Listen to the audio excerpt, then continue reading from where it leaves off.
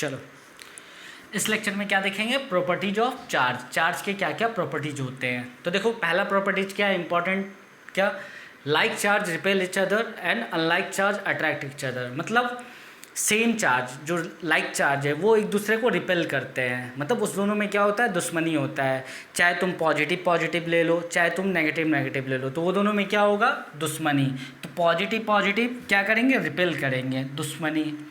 Negative negative भी क्या करेंगे, रिपेल करेंगे। लेकिन पॉजिटिव नेगेटिव चार्ज ले लो या नेगेटिव पॉजिटिव, बात बराबर है। वो दोनों में क्या होगा, प्यार। या फिर इसमें क्या होता है, दुश्मनी, इसमें क्या था, प्यार, मतलब अट्रैक्शन।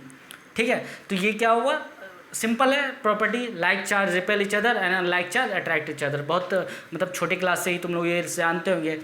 अब जैसे देख लो कुछ बात, जैसे मान लो चार्ज ऑफ इलेक्ट्रॉन कितना होता है, चार्ज ऑफ इलेक्ट्रॉन वो होता है 1.6 इंटू 10⁻⁻19 कूलम। अब देखो ये कूलम क्या है, कूलम क्या होता है, SI unit of charge, SI unit of charge. SI unit of charge क्या होता है, कूलम। ठीक है, SI यूनिट ऑफ चार्ज क्या होता है, कूलम, कैपिटल C। एक इलेक्ट्रॉन पे कितना चार्ज होता है। अब देखो नेगेटिव ले लो तो मतलब नेगेटिव तो समझ में आ रहा है, नेगेटिव का ले लो -1.6 into 10⁻⁻19 coulomb. Charge on proton क्या होता है, चार्ज ऑन इलेक्ट्रॉन लिखो।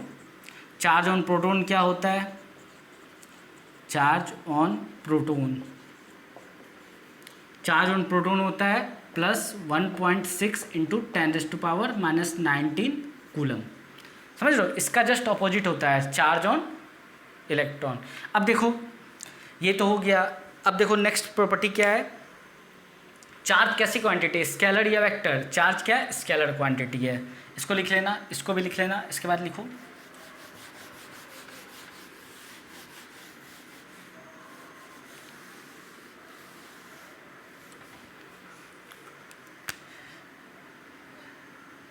दूसरा प्रॉपर्टी क्या है, charge is a scalar quantity. अब देखो चार्ज स्केलर क्यों है, क्योंकि चार्ज का मैग्नीट्यूड होता है 2 कूलम, 3 कूलम, 5 कूलम, -5 कूलम, लेकिन इसका डायरेक्शन नहीं होता है। अगर जैसे बोलो इसका 5 कूलम है, किसी डायरेक्शन में होता है क्या, नहीं होता है। तो ये चार्ज कैसी क्वांटिटी है, स्केलर क्वांटिटी है। इसको भी देखो,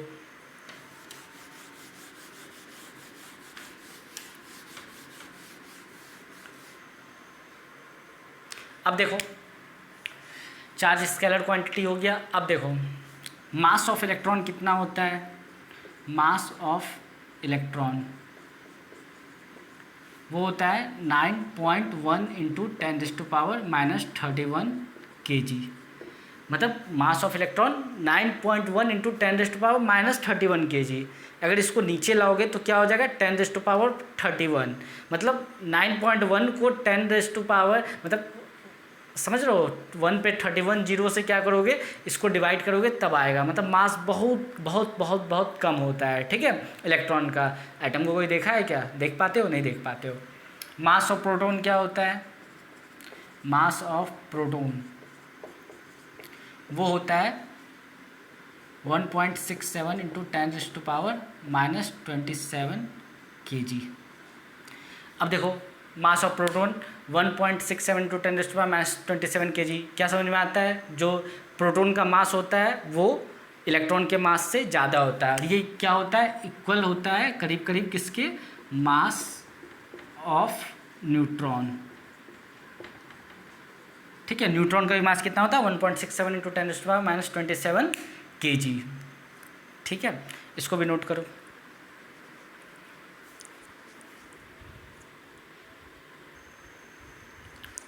अब देखो 1 इलेक्ट्रॉन पे चार्ज कितना है, अगर मैग्नीट्यूड देखें तो चार्ज ऑन 1 इलेक्ट्रॉन कितना है, 1 इलेक्ट्रॉन पे 1.6 इंटू 10⁻⁻19 कूलम। अब देखो ये क्या है, 1.6 को डिवाइड किया 10⁻19 से, -19 नीचे आएगा तो 10⁻19।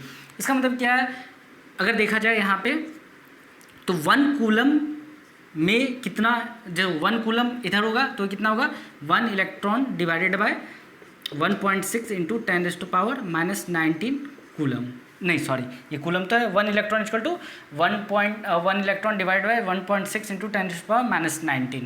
ठीक है, जब इसको सॉल्व करते हो तो ये आता है 6.25 इंटू 10⁻18 इलेक्ट्रॉन्स। समझ में आ रहा है? मतलब देखो, अगर हम अपने को एक कूलम चार्ज करना है पॉजिटिव या नेगेटिव, अगर मुझे मान लो एक कूलम चार्ज नेगेटिव करना है, इसका मतलब मुझे क्या है 6.25 इंटू 10, जब इसको सॉल्व करोगे 1 इलेक्ट्रॉन डिवाइडेड बाई 1.6 इंटू 10⁻⁻19, इसको जब सॉल्व करोगे कैलकुलेटर में कर लेना, ये आएगा 6.25 इंटू 10⁻18 इलेक्ट्रॉन्स। मतलब एक कूलम चार्ज बढ़ाने या घटाने में अपने को इतने इलेक्ट्रॉन 6.25 इंटू 10⁻18 इलेक्ट्रॉन्स क्या होते हैं, आगे पीछे करने पड़ते हैं। मतलब जैसे मान लो मुझे नेगेटिवली चार्ज करना है तो मुझे 6.25 इंटू 10⁻18 इलेक्ट्रॉन्स किसी न्यूट्रल बॉडी में ऐड करना पड़ेगा, तो उसका चार्ज क्या हो जाएगा -1 कूलम। अगर मुझे उससे +1 कूलम बनाना है तो इतने इलेक्ट्रॉन्स क्या करने पड़ेंगे, उससे हटाना पड़ेगा। तो इसका मतलब देखो, तो ये जो इलेक्ट्रॉन है उस पर बहुत छोटा चार्ज होता है, मतलब बहुत छोटा चार्ज होता है। मतलब 1.6 को 10⁻19 से डिवाइड कर दो, तब उतना कूलम जो होता है उतना चार्ज होता है 1 इलेक्ट्रॉन पे। ठीक है, अब नेक्स्ट देखो,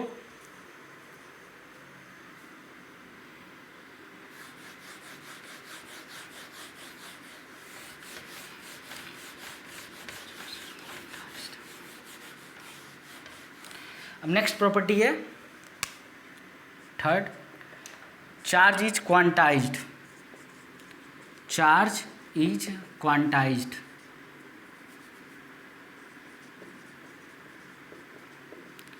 देखो इसका मतलब क्या है, ध्यान से सुनो। जैसे मान लो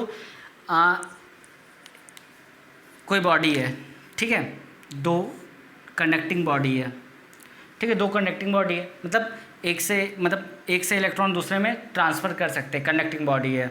अब जैसे देखो, मुझे ना, जैसे मान लो मैं इससे इलेक्ट्रॉन्स ट्रांसफ़र करना चाहता हूँ, ठीक है, इससे इलेक्ट्रॉन्स ट्रांसफ़र करना चाहता हूँ इसमें, तो मैं कितना कर सकता हूँ, मैं कर सकता हूँ 1 electron transfer, 5 electron transfer, 6.25 into 10⁻18 electron transfer, 100 electron transfer. लेकिन मैं कभी 1.5 इलेक्ट्रॉन या 2/3 इलेक्ट्रॉन या फिर -1.5 इलेक्ट्रॉन ये नहीं कर सकता। मतलब चार्ज जो है हमेशा ट्रांसफ़र होता है एक बॉडी से दूसरे बॉडी में, तो वो क्वांटाइज्ड फॉर्म में होता है। ठीक है, उसका फॉर्मूला होता है Q = NE। ठीक है, यहाँ पे Q क्या है, चार्ज, N क्या है, इंटीजर। ठीक है, N हमेशा इंटीजर होना चाहिए। मतलब ऐसा नहीं कि डेसिमल नहीं हो सकता, मतलब इलेक्ट्रॉन आधा नहीं कर सकते वन ट्रांसफ़र। जब भी करेंगे पूरा इलेक्ट्रॉन करेंगे, चाहे 1 करो, चाहे 2 करो, चाहे लाख करो, चाहे बिलियन करो, कितना भी, लेकिन क्या करेंगे, इंटीजर के फॉर्म में। और ये क्या, E इलेक्ट्रॉन। ठीक है, तो ये क्या है, फॉर्मूला है, चार्ज इज क्वांटाइज्ड, तो Q = N × E। तो ये भी है, मतलब हमेशा जो चार्ज होता है वो क्वांटाइज्ड फॉर्म में जाएगा, मल्टीपल्स, इंटीजर के मल्टीपल्स में ट्रांसफ़र होगा। ठीक है, इसको भी नोट कर लो।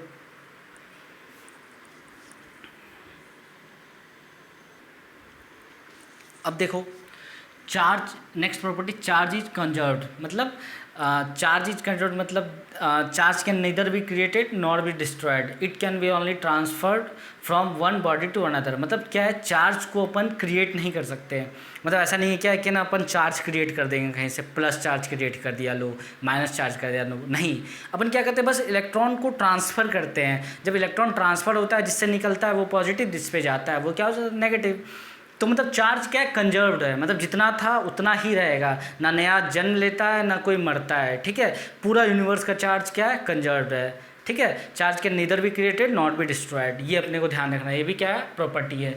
Charge is always associated with mass. ठीक है, अगर मान लो, जैसे मान लो चार्ज जो है हमेशा एसोसिएटेड विद मास होता है। इसको कैसे समझते हैं, जैसे मान लो इलेक्ट्रॉन है, बहुत छोटा है, बहुत कम मास है, 9.1 इंटू 10⁻⁻31 kg, तब पर भी उसमें, मतलब उस पर चार्ज, सॉरी उसका मास हुआ, चार्ज क्या है उसका, 1 - 1.6 इंटू 10⁻⁻19 कूलम।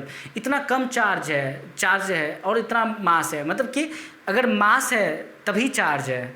समझ रहे हो, अगर ऐसा नहीं है क्या कि कोई बॉडी चार्ज है और उसके पास मास ना हो।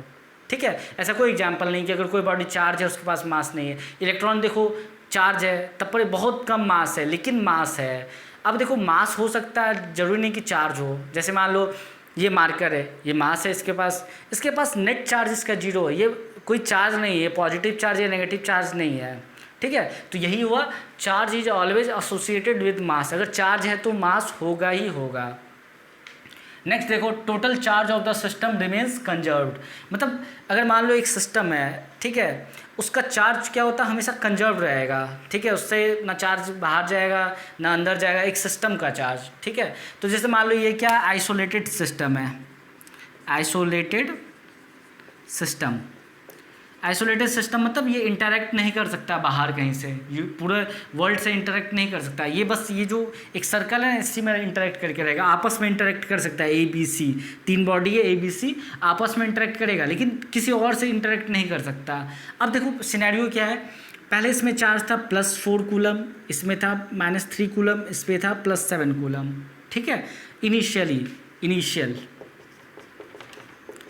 फाइनल क्या हुआ, कुछ हुआ, मतलब आपस में ये लोग इंटरेक्ट किया, कुछ किया इंटरेक्ट, उसके बाद फाइनली क्या हुआ, इस पे हो गया -2 कूलम, इस पे हो गया +5 कूलम, तो इस पर कितना कूलम होगा ये अपने को कैलकुलेट करना है। तो देखो इनिशियल जितना चार्ज था उतना ही क्या होगा, फाइनली होगा, ठीक है। नेट इनिशियल चार्ज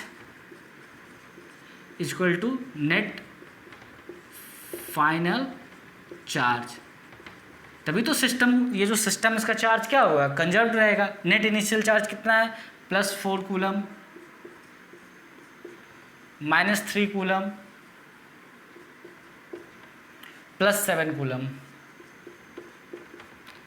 बाद में क्या हो गया, -2 कूलम, +5 कूलम, इस पे क्या मान लेते हैं, x कूलम, तो +x, ठीक है, विद साइन पता चल जाएगा क्या आया। अब देखो इसको सॉल्व करते हैं, तो देखो इसमें ये कितना हुआ, 7 और 4 11 में से 3 गया 8 कूलम, +8 कूलम, इधर क्या आया -2 +5 +3 कूलम +x, तो जब इसको सॉल्व करोगे x का वैल्यू तो क्या आ जाएगा, 3 में से 8 गया, 8 में से 3 गया +5 कूलम, ये अपना क्या आ गया आंसर, मतलब इस पर कितना आएगा +5 कूलम। अब देखो नेट इनिशियल चार्ज कितना हुआ, 7 4 11 में से 3 गया 8 कूलम, नेट चार्ज +8 कूलम। वैसे ही देखो इसमें कितना हुआ, 5 5 10 कूलम प्लस -2 कूलम 8 कूलम, तो क्या हुआ, सिस्टम का चार्ज जो क्या हुआ, रिमेन कंजर्व रहा। तो ये क्या था, प्रॉपर्टीज ऑफ चार्ज था, ठीक है। इसके बाद अपन देखेंगे कूलम्स लॉ, नेक्स्ट लेक्चर में देखेंगे कूलम्स लॉ। ये properties of 6 properties of charge था। पहला चार्ज था सेम बॉड, मतलब same charge repel each other, opposite charge attract. Charge क्या होता है, स्केलर क्वांटिटी होता है, ठीक है। चार्ज कंजर्व होता है, charge is always associated with mass होता है। मास ऑफ इलेक्ट्रॉन बताया, मास ऑफ प्रोटॉन बताया, मास ऑफ न्यूट्रॉन बताया, चार्ज ऑन इलेक्ट्रॉन बताया। 1 कूलम में कितने इलेक्ट्रॉन्स होते हैं, 6.25 × 10⁻18 इलेक्ट्रॉन्स। एक इलेक्ट्रॉन पे चार्ज कितना होता है, -1.6 × 10⁻19 कूलम। ये सब अपने को क्या होना चाहिए, सारा का सारा सेट होना चाहिए, याद होना चाहिए, ठीक है। इसको लिख लो, नोट कर लो।